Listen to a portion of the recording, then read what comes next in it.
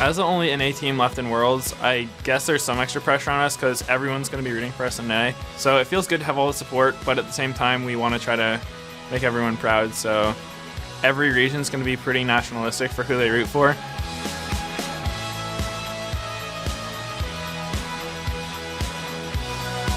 Everyone wants their own region to be the best, so we're going to try to live up to people's hopes. I don't know, it's a lot of pressure put on all the fans from NA. We're treating every game the same. We're not going to let that get to our heads or anything like that. We're the only hope left.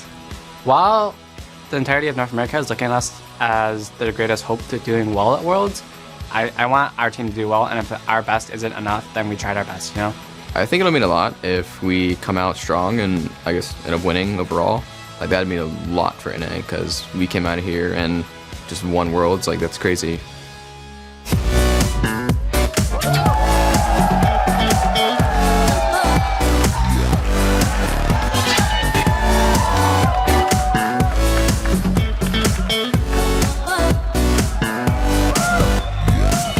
Welcome back to the pressure-packed Season 3 World Championships. It is time to kick off our first quarterfinals game in a best-of-3 series between the European champions Fnatic and the North American #1 seed Cloud9.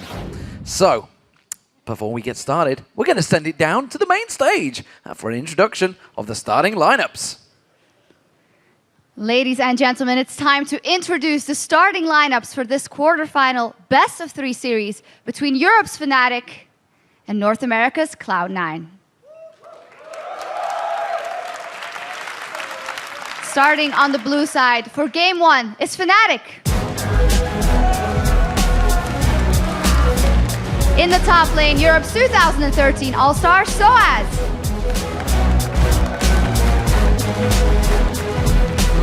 And now the jungler with the most assists in the group stage of this World Championship, Cyanide.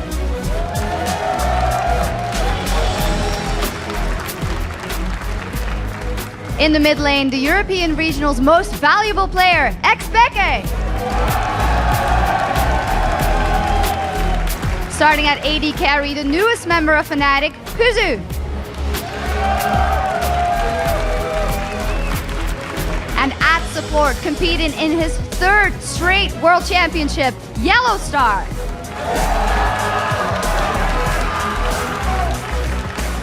Please give it up one more time for the European champions, Fnatic. Thank you, gentlemen. Please take your positions. Have fun and good luck. You can take your positions. Starting on the red side, it's North America's Cloud9. Please welcome North America's deadliest top laner, Balls. Starting in the jungle, the LCS record holder for the highest KDA in a single split, Meteos.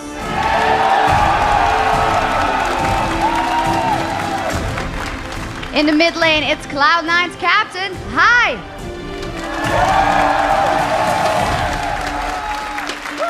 And now the North American AD carry with the highest KDA for the summer split, Sneaky.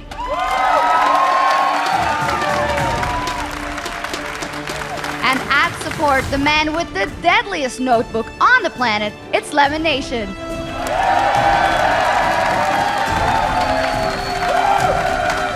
Let's hear it one more time for the North American champions, Cloud9.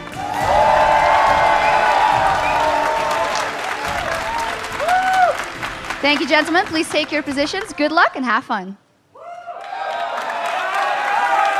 Now that we've met the teams, let's head back over to Jet and D-Man to get us set up for the match. Thank you very much, Shox. And now let's get things underway. 2 teams coming into this one. The European champions, Fnatic, who had to fight their way out of last week's group stage. Yeah, and let's be honest, Fnatic looked amazing last week. After they lost their first game in the group stage to Vulcan, they won 7 games in a row to take first place in that group. And you know, a lot of it was because their unique style of play and unpredictable rotations caught a lot of teams off guard, and it ended up leading to the Fnatic-style teamfights where they get Soaz and Peke in the back, flanking down the enemy AD carries and just killing them off. And obviously, leading the way is xPeke. He led everyone in both groups in both kills and gold permanent. He was the MVP of the European Regionals and continued putting up huge numbers while playing against mid laners like Alex Each and ManCloud. It was impressive. Yeah, I think that 17-1-3 game maybe helped out quite a bit. He had there. a couple of those, I feel like. He was just off the charts. He had some crazy, crazy scores. And now, of course, the European MVP and Fnatic, well, they're going to go up against the most dominant LCS team we have ever seen, and North America's Cloud9. Yeah, now Cloud9 put up some impressive numbers of their own in the North American LCS Summer Split. It was their first split in the LCS, mind you. They set a record for most wins in the 28-game season with 25 of them. They also won all 5 games in the North American Regional Playoffs. So that is a very impressive thing. If we add it together, it's 30-5. And of course, Meteos, he capped off that legendary summer split with an NA Regionals MVP award. This summer, he set records for the highest KDA and the lowest number of deaths over a full 28-game split. So we always talk about how Meteos never dies, and it's because it doesn't happen very often. It doesn't happen very often. And while Cloud9 reigned on the top of the North American LCS all summer long, today they're up against the toughest competition yet. A Fnatic squad that has teleported to the #1 spot in the European 2 splits in a row. I think Fnatic is kind of like us. They're a very team-oriented team. They play extremely well as a team. They have like a teleport strategy where they teleport, I guess, bottom lane a lot, which would be me, and they try and screw us over with those. It's surprising a lot of times. But look in the background. Pick has used the teleport. He's been able to pick up one. Now barrier is down. The only region that uses teleport is Europe, actually. And if you're not used to a teleport where the top laner has it, it catches you off guard because you'll all in 2v2 bot, and some dude teleports behind you, kills you, you're just like, well, this game's over. This sucks. I think we have been playing with teleport for so long now. It's something normal for us. Like, it's true. So the first games is really actually annoying because you're not used to have it, and sometimes you misclick it or you don't use it in time. When I have the teleport, I instantly look and I'm ready to have the perfect moment to teleport. We don't even need to sometimes tell him to TP. He sees it himself and he just does it. And we're like, oh, Pekka is here as well. Let's just kill everybody. I think Cloud9 will be really tough to face, but I'm kind of happy that we are facing them so early in the tournament because there's always been this NAU conflict, and now we finally get to see like some actual results instead of just talk. Who wins this gets to brag for an entire year. Big words from Cyanide. Yeah, We're finally NA going to get versus to EU. see some results of NA versus EU. Well, it's a game we've been looking forward to for a while, that's for sure. Yeah, and I mean, when we saw the group draw, it was kind of incredible. It's the #1 North American team versus the #1 European team. Fairly cut and dry. These are the 2 best teams. We were happy and sad because we didn't want them to meet just yet, but they're going to meet regardless. So, looking to get champion picks underway. What are we expecting? Picks and bans, because both of these teams have a giant pool of champions. Absolutely. So Fnatic is one of the most difficult teams to predict in picks and bans, whereas Cloud9 generally works out of their same core champion pool almost all the time. USA Chance coming through. I'm wondering what the bans are going to be here, because Cloud9, here's the thing, if they get Zyra and Ashe through back to Cloud9, I feel like they're going to pick them with their 2 first picks on the red side, but that means that effectively Cloud9 has to leave something up for Fnatic that is worth Fnatic picking over Zyra. Because Zyra's been such a contested pick this entire World Championships. She's the most played and also has a very high win rate in a lot of these games. Plus, in the North American Regionals, it was Lemon Nation's #1 support. And so much of Cloud9's strategies revolve around Zyra and Ashe, and since neither of those champions are banned so far, I'm actually kind of thinking something's going through with that. But with that being said, if Fnatic plays this smart, they could actually get an Ahri or a Zed with their first pick if they don't ban one of them here. And you know, it's something that we've seen from Cloud9 all the way through. They're so researched coming into this one. The picks and bans have actually been going pretty quick here. Yeah. We were talking earlier about what do we think Fnatic would have for this first pick, because we knew they're the blue side. Aatrox actually is something I thought they probably would have gone for, but we banned out. So clever scouting coming out from Cloud9. Orianna and Ahri being the final bans from Cloud9. So all of those mid laners being targeted. So much targeting. At the same time as Peke's pool getting attacked, I feel like High's champion pool is getting attacked a little bit harder. The fact that the Zed and the Ahri ban came down right at the start, it really limits the champions that High can even think about playing. And a first pick Kassadin.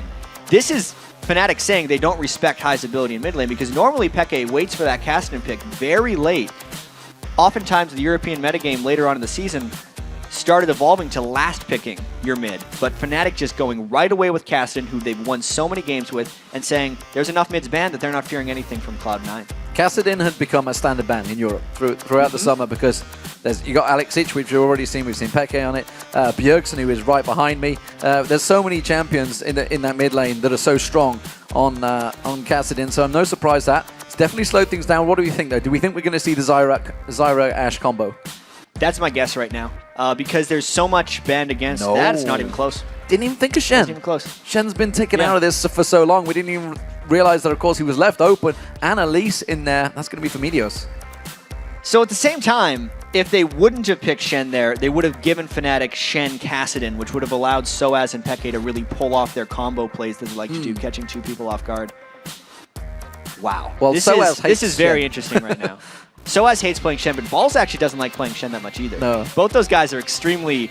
They want to be aggressive. They want to be aggressive and fight, but at the same time, push. they respect the power of Shen right now. 100% pick ban throughout the World Championships. Him and Zed are the two champions that fit into that. And of course, Fnatic will take away Zyra from Cloud9 after this. Yeah. Zyra Corki being picked in, so it is the combo. It's obviously Corki's definitely become into it this tournament. We saw the exact same combo up against Samsung Ozone to great effect from Fnatic.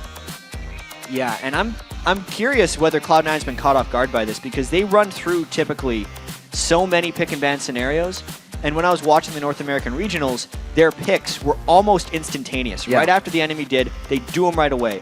But at this point, this is the longest I've almost ever seen Cloud9 take in the pick and ban phase, knowing that, you know, the Shen and Elise are very core Cloud9 picks, absolutely. But with Zyra being taken away from them, I really expect them to have a priority on that. The next priority for Lemon Nation typically is Thresh at this point, but I don't know if he feels safe with that in this team composition. And High at the same time doesn't have anything left that we know of. We talked about the experience, obviously, in the pre-show, the analysis, guys. We're talking about how experienced they are. This is Cloud9's biggest ever game, whereas Fnatic, they're the Season 1 champions. Yeah. Gragas and Sona, though, getting selected for Cloud9. Took a lot of deliberation over that one. It really did. And if I'm thinking about the Lemon Nation tier list of supports that I've seen him play, it generally goes Zyra, Thresh, and Sona's down at 3 or 4. So them picking it here and then picking Gragas, which is... High's never played Gragas here in competitive as far as I know. They're a little bit off their game, where if we look at Fnatic, their picks are very Fnatic-esque right now. They could still go with pretty much whatever they want. Maybe they could go York in the top lane, just to please you. It is something that Soaz has played in the past. A couple of his champions have been taken away as well. It's the one game they lost. They picked Yorick. And I've already talked to Soaz about it, and he was like, no, it was not Yorick. But instead, everybody else was like, no, it really was. But we could see Soaz going with Lissandra in the top lane. It's a champion he's played a number of times. Cyanide certainly on Jarvan, very comfortable champion. So this could be all-round very comfortable picks for Fnatic, and it is. Fnatic's picked their pretty standard double AP composition with a Jarvan jungle. This is going to allow them to play their play style. They have 2 effective roaming assassins right there, or type of roaming assassins. Peke and Soaz, both on AP. Peke is going to be teleport Kassadin. All the things we talked about for Fnatic that they were so successful on in group stage are coming up right here against Cloud9. I mean, if Cloud9's ready for it, then they're going to be ready for it, because this is exactly what Fnatic loves playing the most. Well, and the question is whether Cloud9 have pulled something out, whether this is a secret strategy they've been working on just for this matchup, because sometimes they backfire quite horribly. Oftentimes. I mean, we got to keep in mind, Cloud9 only lost 3 games. Since they joined the LCS, North America, including the playoffs. In North America, Fnatic lost a heck of a lot more over in Europe as well. They did. So it's been a wide open thing. We do not know what's going to happen in this game. I look at the Cloud9 composition. Everything is standard except for the Gragas. It's a complete unknown for High. Well, as we wait for the game to start, let's check out what you guys at home think is going to be the first team to win their way into the semi-finals. According to lolesports.com, 55% of you believe in apple pie. It is Cloud9 winning the vote. Yeah, I mean, I can't say I'm too surprised. A lot of the Cloud9 fans are really hoping right now against Fnatic. And the vote definitely reflects most feelings on this game, because even though we had analysts going 3-1, a lot of the other people backstage were saying Cloud9. There's a lot of nationalism riding on this game as well, because pretty much anyone I talk to that is from the European region says Fnatic. Well, you've got USA chance, so what do you expect? We are here in America US. after all, so not surprising that Cloud9 are the favorites. It does surprise me that obviously the European fans will be wide awake. It's 9 o'clock in mainland Europe right now, so you guys all at home haven't been voting strong enough. The North America have been kicking your ass online, it seems. Let's see whether they can do it on the Rift. That's the question. What do we think here, Jack? Coming into this game, we've seen Fnatic with a comfortable setup, a comfortable lineup. Cloud9 changing, adjusting, coming into their biggest ever game of their lives. Well, here's the huge thing. Fnatic's actually went with the double teleport in both of their solo lanes, which for Cloud9 might actually work to Cloud9's benefit if they can avoid getting the teleport kills, because Meteos' style as a jungler is heavy farming. And in order to play that style without it backfiring, your lanes need to be able to hold their own. The fact that Cloud9's lanes are both laning against people with teleport means that they are put in a more advantageous situation in the laning phase alone. And Cloud9 excels by forcing mid-game teamfights in most of their victories. If they can actually force a mid-game 5v5 near Fnatic, once again, those teleports won't be coming into play. So really, I think the early and mid-game is going to hinge completely on Fnatic's use of teleport and whether or not Cloud9 can avoid those surprise attacks. Well, we'll see how it works out with that double teleport combination. Fnatic certainly going to be mobile around that map. So as getting down, and Cloud9 going for this blue buff invade. They're a little bit early, so whether it's just going to be a ward plant or whether they're going to stick around. Yellowstar just off to the side there. Got to be careful he doesn't get caught out. Just managed to get caught with a volley. He's kind of pinned out of position now. They see him. They know that he's pinned. They're going to force his flash here, surely. This is Yellowstar putting himself in a bad situation early on in the game. Cloud9 just brute forcing their way in there. Yes, they had the threat of the ball's taunt, but really Yellowstar just took a wrong turn. Absolutely, completely caught out. So flash down. Expect to see Meteos maybe making a return to his lane to see if he can pick himself up an easy plant on that bottom. Cyanide and so as lay in wait. And look at this, Cloud9 are not done yet. They're making a return attack, but this time they don't have everybody.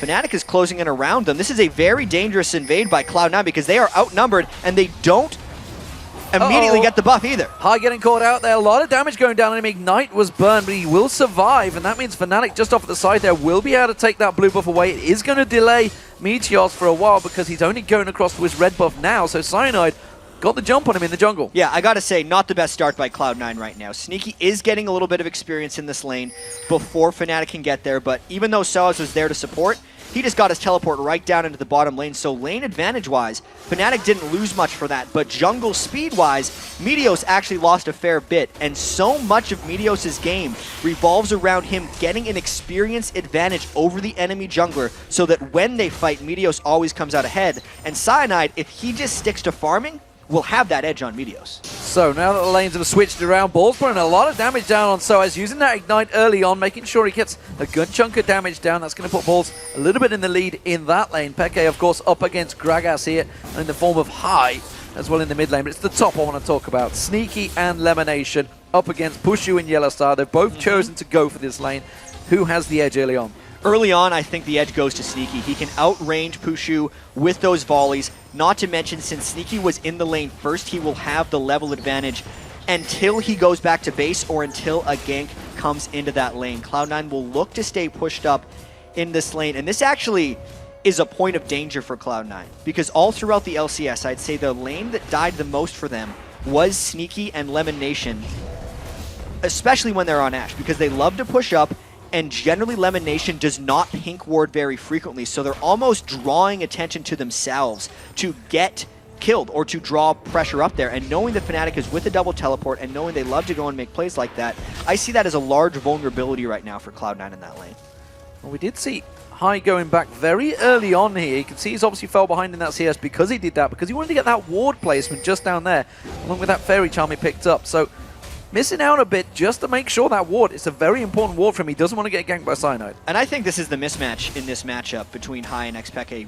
Knowing that Xpeke would just first pick a Kassadin into anything High has to offer, High pulling out the Gragas, but then having to burn his flash at level 1 is not beneficial. Aggression coming out in the top lane. Yellowstar trying to get those grasping roots down. Not working out for him. No flashes were burnt from Cloud9. They've still got all their summoners, and it does mean that Cyanide effectively in that top, maybe wasting his time. He's sticking around still. That's the moment where Meteos is just going to immediately go to trying to steal away Cyanide's experience in the jungle. A failed gank in the top lane. Cyanide was not creative with that. They were banking entirely on Yellowstar's ability to land a Grasping Roots, and Cloud9 was actually keeping their distance there. So a successful counter jungle and gank avoidance by Cloud9 up top and in the jungle. Peke missing some serious farm there. Missed out on the Siege minion as well. So missing a lot of gold and actually very low on mana. Meteos gone unseen so far on Soaz. He is very deep. He's got a good escape. Though. Shadow Dash Storm is already used there. He might be able to slide away from this one. There he goes. The repel will follow from Meteos, but I don't think they've got enough damage on this one. The Cocoon comes in. Has he got enough burst? That's the question. He may do, but not going to happen. It wasn't followed up by Bulls. And it'll be interesting to see what Cloud9 does with this lane here, whether they freeze it or if Meteos tries to push it up with balls, because they have backed Soaz off from the lane. And it does look like they're going to push up. Cloud9 shares experience almost more than any other team when Meteos is in the game. He loves to get the edge on the enemy jungler by taking a little bit of lane experience for himself after ganks. Peke using that teleport back into the mid lane, gets those double Doran's rings on that first back, which is going to put him in slightly advantageous position over High. High already backing off as well, gets himself a second Doran's ring along with yet another ward. So he's putting a lot of investment in those ward coverage, making sure that Cyanide doesn't pay him a visit. And we mentioned earlier the potential early threat of the Fnatic teleports into lane, but as of yet, they have used both of their teleports only to return to their respective lanes. So at the moment, if Cloud9 is tracking the teleports properly, they will know that Sneaky and Lemonation have no immediate fear of a teleport game coming into their lanes. But Lyssandra's teleport with Soaz will be up soon, and I actually feel like at this point in the game, that's the more lethal of the teleports. So the AD carries have had their first backs, and we have a difference finally coming out. Sneaky going for a pickaxe. Yeah, I think he's just trying to get that little edge on Pushu as far as trading damage, and also Sneaky can choose in this game whether he goes, I've seen him do triple Dorans or I've seen him rush an Infinity Edge. It really depends on how safe he feels in the current environment of the game. I'm actually surprised he went with the pickaxe in this situation because there's going to be so much damage diving on him, especially with the way Fnatic loves to dogpile. This is going to be Lemonation getting caught out. First blood will come in, and it is going to be an easy execution by Fnatic. Yeah, and that's Fnatic just using the positioning smartly for them. They knew that Cloud9 had ran out of wards in the area, and they caught Lemonation in a rotation to try and get those wards down. It's another one of those surprising Fnatic rotations, and now Sneaky's got to be very scared up here because 1v3 is a level 5 Ashe with only one Doran's Blade. He just cannot sit at that turret. Peke also putting damage down on High. He has got that Riftwalk available, so could continue to go aggressive. Remember, High does have that explosive cast to try and keep him away. That burst damage onto High. He only needs one more Riftwalk and a Force Pulse, and he will go down, that's for sure. So High needs to be very cautious in this situation. Obviously, that is why we're sticking that camera on him right now. Despite the fact it was a 3v1 in the jungle, we see Meteos. He's got a visitor. It is Cyanide. There's a ping ward there, though. So Cyanide trying to get the steal. Not going to happen.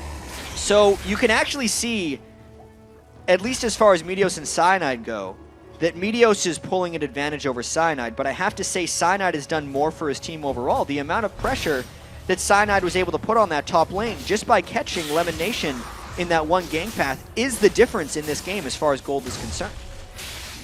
I am still concerned for High in that mid lane. He's behind on farm against the Kassadin. Kassadin is a slow farmer at the start. This is true, but Kassadin generally holds weaknesses over ranged mid laners. But Gragas is very similar to Kassadin in the way that they lane. They're both melees, so Peke is actually not denied farm in that matchup. Gragas is not necessarily a counter pick to Kassadin as much as he is someone who can try and track him down roam-wise. Yeah, and you can see High trying to go a little bit aggressive there, just Riftwalk straight away.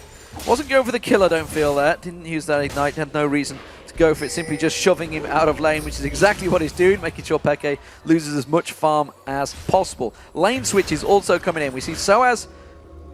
Yeah, the reason that High went into the turret to harass Peke back there is because Cloud9 wanted to go for the Dragon, but they do have to fear the teleport of Soaz. They would still outnumber them. Depends how fast they can get this Dragon out and whether they can secure the smite. We're going to see Cyanide sliding in there, and wisely meets Cloud9 do back off the Ashe Arrow, catching onto a stun chain! Locked up, stunned up, and now Yellowstar's in trouble as well. Pushu trying to escape. Coming round the backside is High, so he's going to keep this chasing on this one. He's gone for Yellowstar instead, but really they could have focused on Pushu and kept him focused down. Cloud9 and Meteos specifically knew exactly how much damage he could burst on the Dragon. The team was laser focused in when they stopped damaging the Dragon. They waited for Cyanide to come in, they waited on the cooldown of Meteos' bite, they spiked them together, and then they chained their CC well, because Cyanide was planning on going in for the steal and flashing out, but they hit him with an arrow into a cocoon, and it bursted him down. That was brilliant play by Cloud9 at Dragon. So let's have a look across the board. What is happening? So as Ball's in this top lane. Ball's gone for that magic resist, as you would expect with the Negatron Slope. He's up against Lysandra in lane. So as himself went for the double Dorans and an Amptoman. Pushu and Yellow Star, they've had a fairly relaxing time of it. We do see Sneaky heading, just edging him out in terms of farm, 76 to 69. Also got that assist, which puts him 20 gold ahead. It's not a great deal over that kill that Pushu had. And the lanes haven't been getting pushed that much either. These teams are really trying to trade farm as much as possible, and if we keep tracking the builds from Cloud9, Magic Resist is absolutely paramount, because if we look at Fnatic, not only do they have a double AP as far as their solo lanes are concerned, but Corki does more magic damage to champions than physical damage in pretty much every game he is involved in. So with the early Chalice of Harmony from High and the early Negatron Cloak from Balls most likely going into a Spirit Visage, there could be a large amount of defense that Fnatic has trouble blowing through if Cloud9 can pull a bit of an edge. Well, Pushu's got to be a little bit careful here, getting caught out by the slow arrows. Elimination keeping pressure on him as well. Just getting a little bit greedy there, I feel, Pushu, trying to get some of that extra farm. And Cloud9 never has the best ward control in the bottom lane. Lemon Nation generally doesn't go for heavy pink wards. And you can tell Cyanide is trying to capitalize on that. He was just there a second ago, but he's backing off because they don't think Cloud9's going to commit, as they are not. Well, instead, Pushu is going to get himself a lot of free farm. He went back and got himself a Phage early on, so Trinity Force will be built by Pushu. And still waiting to see what Sneaky's going to expand that pickaxe into. Whether it's going to be an Infinity Edge coming out early, whether he'll maybe even turn it into a Last Whisper, who knows. Peke, who waiting for that barrel to explode. He's like, nope, nope, you're not going to steal this experience. I will take the gold. So delicate process between these two, and you can tell how nervous this game is between them. It's just a 1,000 gold difference right now. Both got a killer piece, and still everybody playing really cautiously. Absolutely, and I feel like when people were trying to predict these matchups, the High versus Peke matchup was the most important. People were thinking Peke was going to stomp all over High. So far, High is mostly holding his own, but the danger, of course, is Peke's mid-game Kassadin. When we've seen him on Kassadin, it only takes one good fight for Peke, and he will just steamroll over the rest of the game. Cloud9 needs to be incredibly cautious not to let that happen. Yeah, they've got to make sure he doesn't start getting those kills going. At the moment, we do see Cloud9 3-manning it down this bottom lane, keeping the pressure on Yellow Star and Pushu. They're going to have a call out towards Cyanide. We already see him trekking down here. They're worried that there's going to be a push, and no early tower dives at all, really, from either of these teams. Cloud9 keeping that pressure down, though. Cloud9's got to be really careful with this push, because there's a ward behind them, and both solo laners on Fnatic have their teleports up. So any type of dive would be rather bold. Yeah, they could turn this into a very big fight. Don't forget Stan United for balls as well. We could suddenly have a 5-man pylon in the bottom as we saw High and Peke trekking the way around that river. But High, he's going to try and sneak around the side. Peke does have a ward in that bush, so wasn't going to fall for it. They have good coverage on Cyanide, though. You can see that ward over by the Wraiths. They're keeping track of him. And that's actually a really good thing to mention, D-Man, is the overall tension in this game, knowing that effectively everyone can appear on fights from almost nowhere. Because Balls is Shen, his Stand United can generally join the rest of Cloud9. High, as far as mid laners go, even though he doesn't have teleport, can get around the map almost faster than any other champion with the low cooldown of body slam as he's moving between lanes. So those bottom lane 3v2 pushes can extremely quickly turn into 5v5 brawls. And I think that's one of the reasons these teams are poking at each other so cautiously, because they're almost waiting for the other team to commit 5 so that they can back away and then push the other lanes. This is very rare, actually, that we're 14 minutes into a game with no turrets having fallen. Yes, you can tell the tension building. We do see Sneaky's going towards that Infinity Edge with that BF sword. Pushu also going towards that Trinity Force, got himself the Sheen completed now, as well as heading towards that Zeal. The mid laners, we see Peke, he's gone back and got that Catalyst now, so stacking out that mana pool. Meanwhile, the Fiendish Codex has just been picked up by High, so those have kind of been the magic guidance for Peke on Kassadin. Once he gets that much mana pool, he just uses it for his positioning with his Rift Walk and pulls off some impressive fights. I just wonder with this next Dragon coming up in 50 seconds, if Fnatic's going to try and contest it, because Cloud9 has kind of made their mark on destroying mid-game Dragon fights with extreme coordination. I feel like Hai was trying to bait that Rift Walk out there to follow it up with the explosive cast, but Peke just didn't quite get the angle for him. He waits until that Rift Force back up, puts another Force Pulse down at him. Very tense exchange between them. We did see Lemonation coming around the backside, making sure there was good ward coverage in there. They know that the Dragon is up in 20 seconds time. Ping ward is in there, and it was Lemonation actually taking some damage from those plants off Yellowstar. Everyone is going to be around for this next Dragon fight. It is so tense right now, knowing that Sneaky has that Ash Arrow, and he has been an absolute sniper with it throughout the LCS. He's already 1 for 1. He's been holding it very cautiously, and Cloud9 immediately just dumping onto the Dragon as quickly as possible. They're daring Fnatic to come and fight them.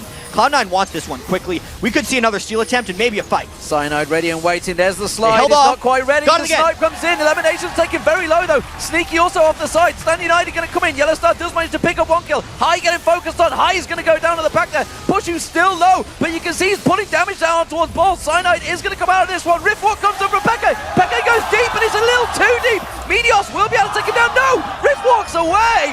And would you believe it? They do still get Peke down. Ball's taken low, so has Mayfield. Fancy this one, but it is very close. It's a 3 for 2. Now they're keeping on. A good Cocoon on towards Soas. Have they got the damage to get on towards him? A Shadow Dash from Balls will be enough to finish him off. Forces him to get away. The Claw of Doom manages to help him escape. Such a tight fight. Is Cloud9 on top? That fight could not have been closer. 3 people died for Cloud9, 2 for Fnatic, but the gold value of the Dragon for Cloud9 gives them the slightest of edges in that fight, but I can't even call it a complete win because 2 kills went to Pushu on Corki. His Trinity Force has been completed, and that was just scary as far as the fight goes. At the very start of this, Lemonation, because of the long duration of the silence and then the knockup, he didn't even get Crescendo off. At that point, both these teams actually played this fight very well. Sneaky was not damaged on while Balls was coming in with the Shen ultimate, and Peke waited until the last second. This is so close. Meteos stunned right there, baiting Peke in for the long. Then the red buff actually ended up ticking Peke down once he was through the wall. Everything in this fight was extremely back and forth. All at the end, Meteos nearly finished off Soas as well if it wasn't for the last second of his Lissandra E cooldown. This is the game living up to the hype to me right now. This is indeed 4-3, and off the back of that fight, a lot of items were completed as well. So as you can see, he's got that Abyssal Scepter. We do just see Source Boots coming out from Peke, so again, keeping that mobility going. Hasn't completed any other items. Trinity Force for Pushu. Infinity Edge not quite ready for Sneaky, but you can see it's pretty much done and dusted. And actually, Cloud9 have switched their lanes around. We see Sneaky and Lemonation now in this mid lane. Meteos just waiting in the wings, and it does look like a rotation from Fnatic here. You can see Pushu and Yellowstar going up to mid. I think for the most part, Peke was actually becoming a bit of an issue for Hai. And Cloud9's general playstyle has actually been to have Hai become a bit of a split pusher in the mid-game, especially with Gragas, who can clear waves faster. And if someone is going to roam down to try and stop Hai, he's the most likely to be able to escape multiple teleport ganks. So there's a lot of reasons that Cloud9 would have went for a swap like that. And how do we rate those kills? Because 2 of them went on to Meteos. That's not a bad thing, because Elise can do a lot of damage, but it was Pushu that picked up 2 kills for the AD carry. Yeah, it's not a bad thing, but it's not great. I think Cloud9 would have much rather had those kills onto Hai or Sneaky. They wanted the upfront damage right now. They might be just roaming around and trying to follow Peke's Kassadin, keeping him down as much as possible. This game is still incredibly close around the 18-minute mark, and the craziest thing, D-Man, is that the turrets still haven't fallen. There is so much inherent threat, I believe, from the teleports that Fnatic can bring, and the Shen ultimate that is now back up again because the Spirit Visage gives it such great cooldown reduction. And on top of everything else, Fnatic is scared of getting caught up by an Ash Arrow. Well, interesting stuff from Cloud9 here. You can see they've just switched back around, and they've shoved both lanes. You saw that Hai was trying to keep Pushu busy. He was shoving that lane back in there. Peke will go back to that lane. And again, we see back down towards the bottom. But Pushu and Yellowstar have joined them there. But Sneaky and Lemonation, they just shoved that wave straight up there so he can get that Infinity Edge completed. Yep, that was a bit of a risky shove, to be quite honest, because there were no large objectives up. And considering Fnatic's playstyle is generally the wait and see for the enemy to expose themselves and then go for it. But Cloud9 actually hasn't done that frequently this game. I'd say the only time Fnatic got that 1 kill was onto Lemonation 10 minutes ago in the top lane. So, top lane, speaking of that, we haven't seen a great deal of it. We do see Soaz backing, so we'll see what he comes out with. Or is he going to get let back to go? Yes, he is. Simply balls. He's just going to get that ward out there to get a little bit of coverage. Sneaky elimination back in this bottom lane. Infinity Edge now completed along with those Berserker Greaves. Along with Source Boots, though, for Pushu with that Trinity Force. So we'll see whether these decide to bump heads as Sneaky shoves in. They're going to get a lot of damage on this turret before Pushu gets back here. Yeah, they have to fear the teleports as well, along with the wave clear of Pushu.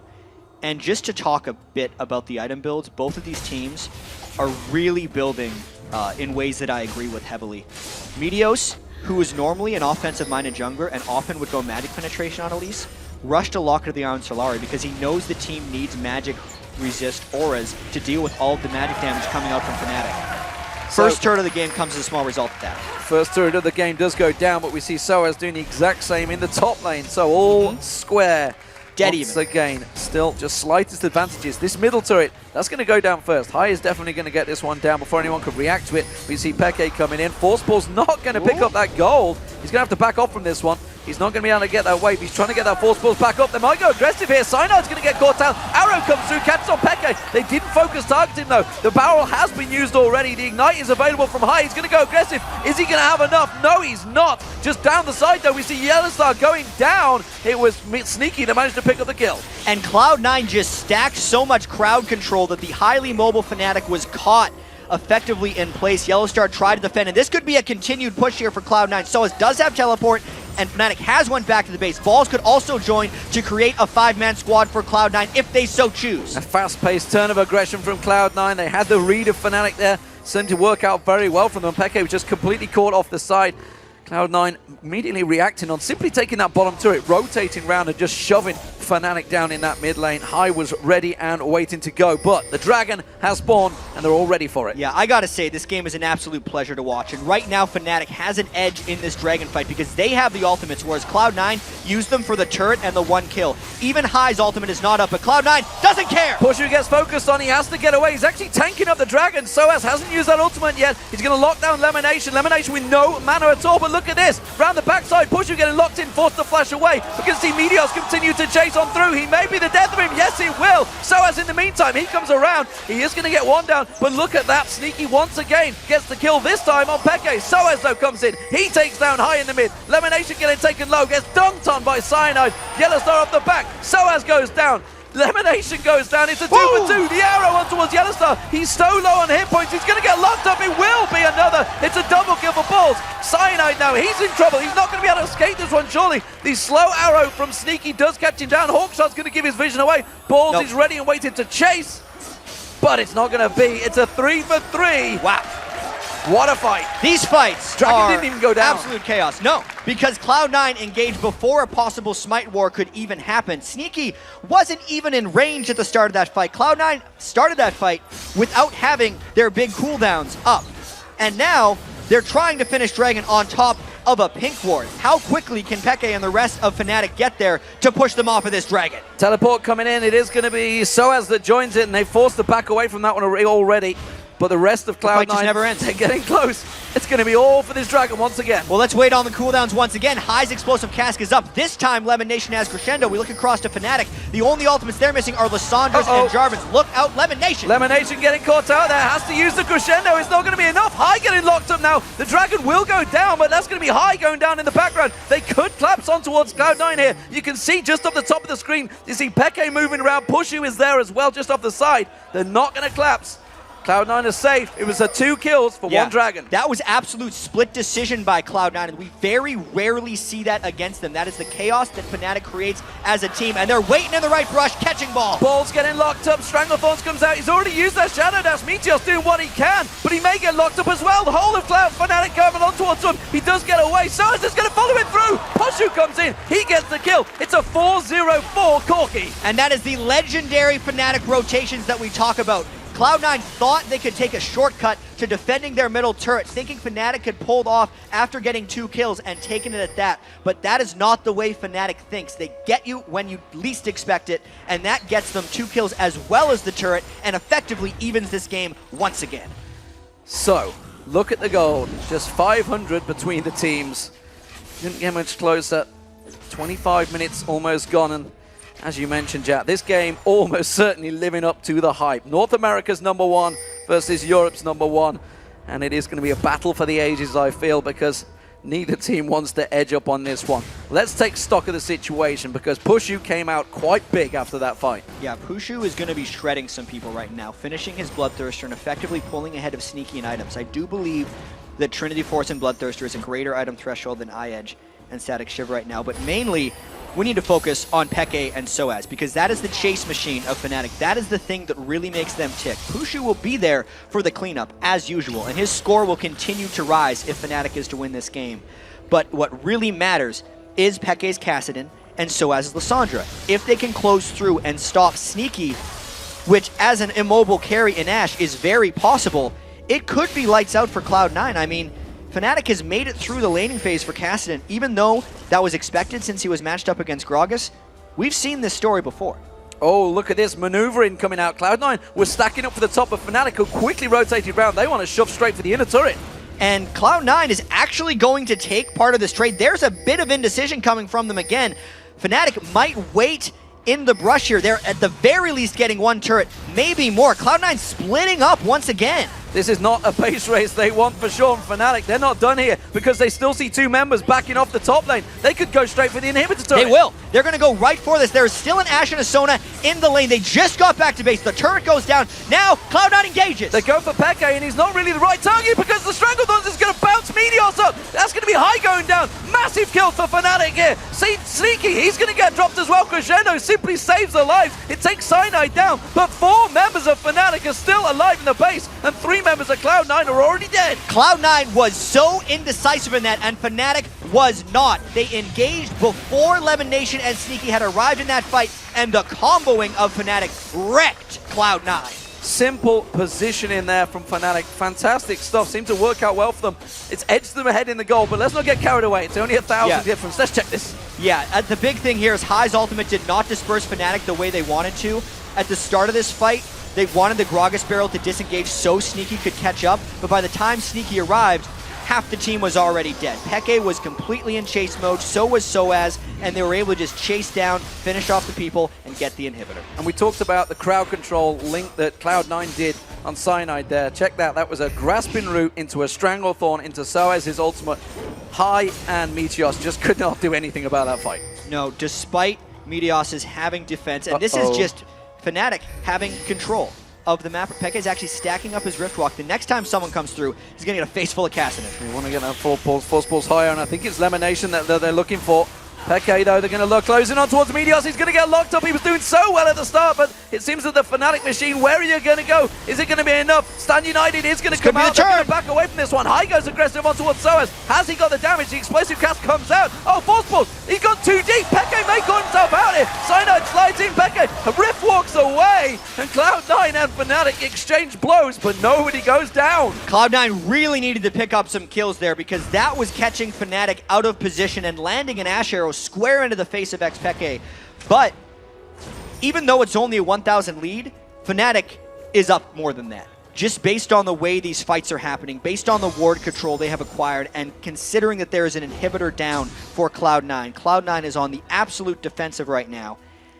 And from what we've seen, Fnatic loves being ahead in these games. Knowing they have the double teleport to completely contain the position of Cloud9 means this lead is a lot more than 1,000 gold. And let's not forget, Peke likes the back door. They can't leave anything open. We see him down the bottom. He's going to shove down this bottom lane turret. I don't think Cloud9 are going to do anything to defend against this one. 14-8 the kills, 4-3 turrets. That's going to swing to 5-3 in just a moment as Peke keeps on pushing that bottom lane. Dragon will be up in 30 seconds. And there's still concerns for me from Cloud9 on Pushu, because he's at 6-0-5 now. They need to try and lock him down in those fights. Here's the thing, though. Pushu is mainly cleanup. He's doing a whole bunch of damage, but it's more than that. It's all about Peke. Oh, they're not going to let him go. Finishing people off. High has to burn Flash away from this one. It seems like Fnatic has enough position that they just want to take out the Dragon, because Cloud9 is paranoid with positioning around the Baron Pit and trying to clean up wards then. Fnatic, once again, seems to be one step ahead of Cloud9. The positioning seems good. Look out Soaz is going to go for it. He's going to catch on towards Sneaky. He's going to get saved. No, he's not. Peke comes in, turns him out there. Can they get the turret on the way out? I'm not too sure. The explosive cast was already used. We saw it further on. And Fnatic again, just out-positioning Cloud9. And it's because their champions are positioned to do so. Lysandra and Kassadin are pretty core Fnatic champions as far as being able to teleport right where they want and blow someone up before they have a chance to go back. Sneaky actually burned his flash and his barrier for that, but it did not matter. And this is the fear for Cloud9 when they were against this composition, is if Peke and Soaz would get to go where they want, there's not a real way of Sneaky dealing with that. Sneaky's still trying to build up armor penetration right now, but he's just dying. Yeah, that last Whisper is getting there slowly but surely. Meanwhile, Banshee's Veil has been completed by Pushu, so he's gotten a little bit defensive on his third item. We'll see how that works out. Obviously, worried about those arrows potentially coming out from Sneaky. They've certainly been on point. The question is, can the damage now follow up after it? Fnatic have effectively stacked out a lot of damage items. Seraph Embrace just completed by Peke. Rabnon's Death Cap was picked up by Hyde, so he is potential to blow someone up.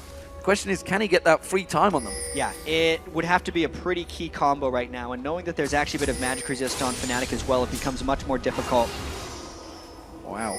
Peke's split pushing with teleport as well, and like, there's not a good way right now for Cloud9 to regain position over this Baron buff, just knowing the absolute mobility that Fnatic has right now. Cloud9 did have it for a second, but then Fnatic has caught them in 3v4s, 5v3s, 2v4s, too many times now.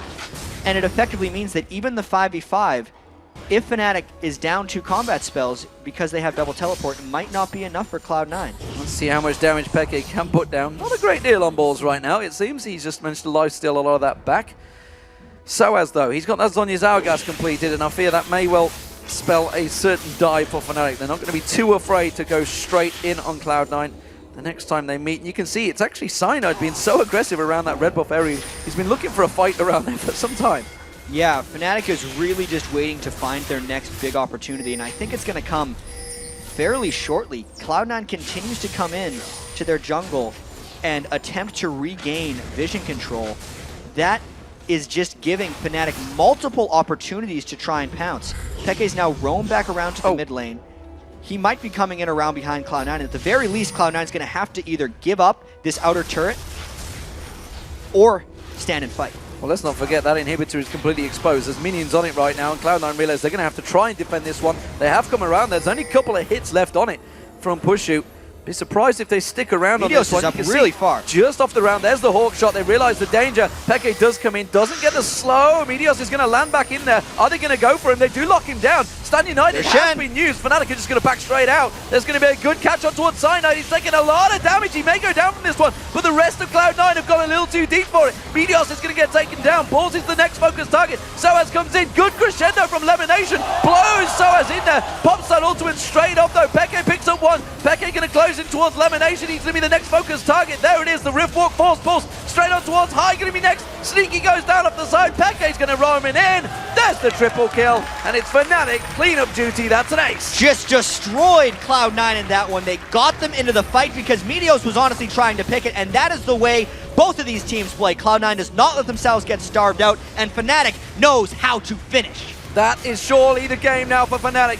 Game 1 of the quarterfinals as the Season 3 World Championships will go to Europe's Fnatic. They have struck first blood on North America's Cloud9. This is still a very tight battle, I feel, though, because that game went close for 25 minutes. Yeah, even though this one ended in 33 minutes, it was not because it was one-sided by any means. Cloud9 was going blow for blow with Fnatic for the majority of this game, but in the end, it was those unconventional, almost annoying-looking rotations that Fnatic always is able to pull off. They caught Cloud9 coming towards turrets, trying to defend them again and again, and Cloud9 was not reacting appropriately. Fnatic definitely gets round 1, clearing away. And it's all about the team comps, because simply put, no team in North America has ran Lysandra top lane, Kassadin mid lane. They didn't really know what they're up against, and this is what we talked about right at the start, the international experience. Well, I actually think it's just mainly the teleport experience. It's the European region, which has done very well so far here at the World Championships, having 2 teams expand out of the group stage for them. And they knew already that Cloud9 was going to have a little trouble dealing with the teleport. How about 2, right? But at the same time, the teleports weren't even the things there. It was the threat of the teleports and the positioning in Fog of War. Absolutely. So, That is game one. Let's send it over to Trevor and the guys at the desk to take us through Fnatic's first win. Thank you very much, D-Man, and what a game it was. I want to go all the way back to the picks and bans phase because we discussed it quite immensely. I was personally very surprised by the Kassadin first pick. I actually said the words, they won't first pick Kassadin, and then it got locked in. I was like, that's brave. I was like, I wasn't expecting it. And then following on from there, the picks in specific orders, they stood out for us, but we definitely felt Fnatic had a stronger team comp. What do you think, Monty? I mean, I found the pick and ban phase falling heavily into Fnatic's favor here. I mean, when we see all of the bans that came out, I have to admit I'm a little surprised by the Orianna ban that came from Cloud9. But when banning Ahri themselves, it really opens up that Kassadin pick, and it revealed Hai's weaknesses. He's never played Gragas before in the LCS, and now it comes in this first game. And due to factors in the game as well, he got pretty screwed over in the laning phase, and we'll go into that just a little bit later. But with the kind of general lack of damage coming out of Cloud9's composition, they had to play their picks perfectly, which they've been able to do to their credit in the LCS, setting up things beautifully with the Ash Arrow and chaining CC very nicely. But there's just no way you can lock down this Kassadin, Corki, Lissandra combo effectively, especially with somebody as skilled as Xpeke rift walking over absolutely everything. The biggest reason that I was so surprised at the Ahri ban is because Peke first picked Kassadin because everything else was out. But that in Europe, the mid-meta game actually gives advantage to purple side teams because they always pick their mid lane last, and that's why I'm so surprised that they ban Ahri. Why would you ban Ahri? Because if Fnatic picks Ahri, then Cloud9 just counters with Kassadin. And it's really simple. Like you should never ban a mid laner if you can counter it with Kassadin last pick.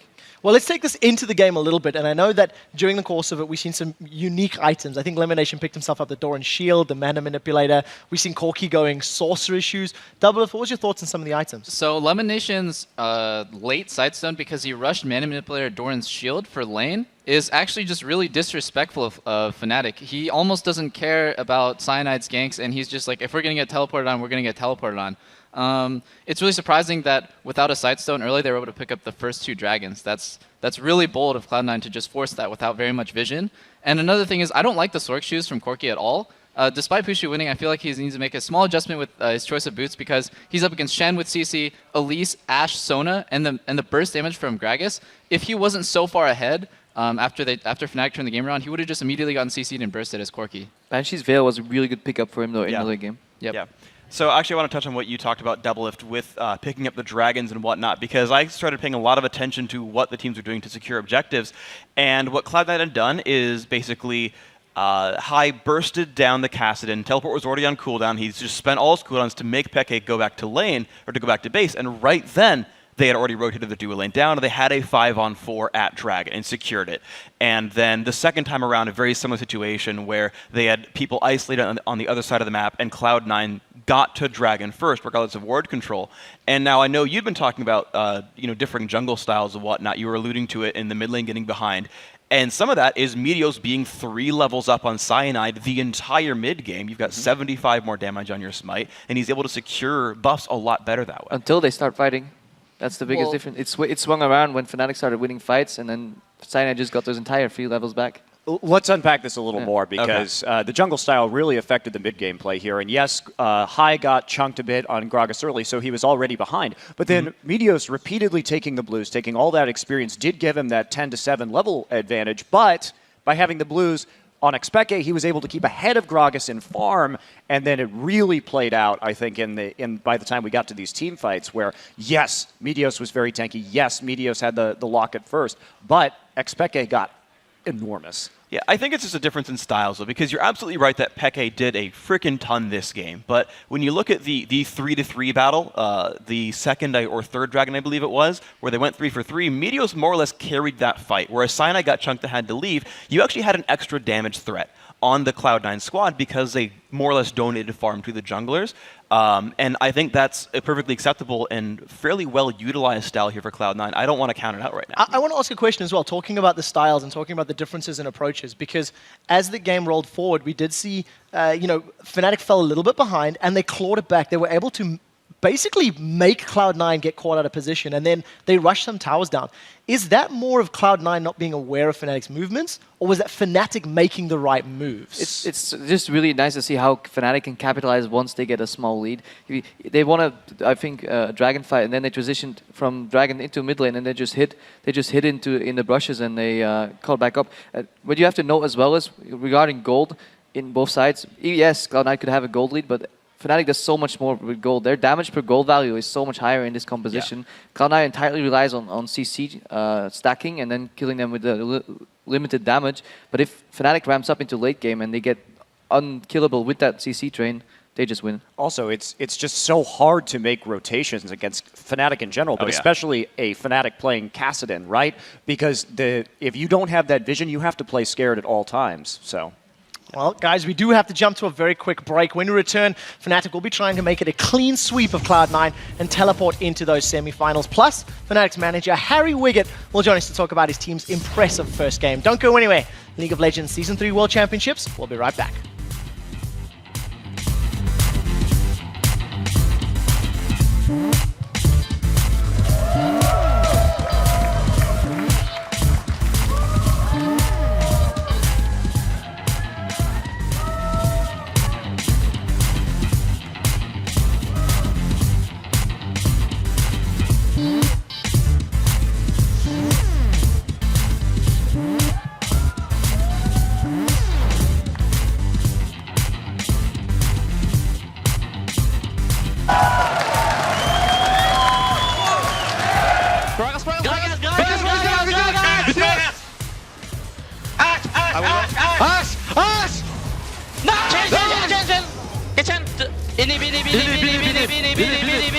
We can end maybe. Back on, guard down.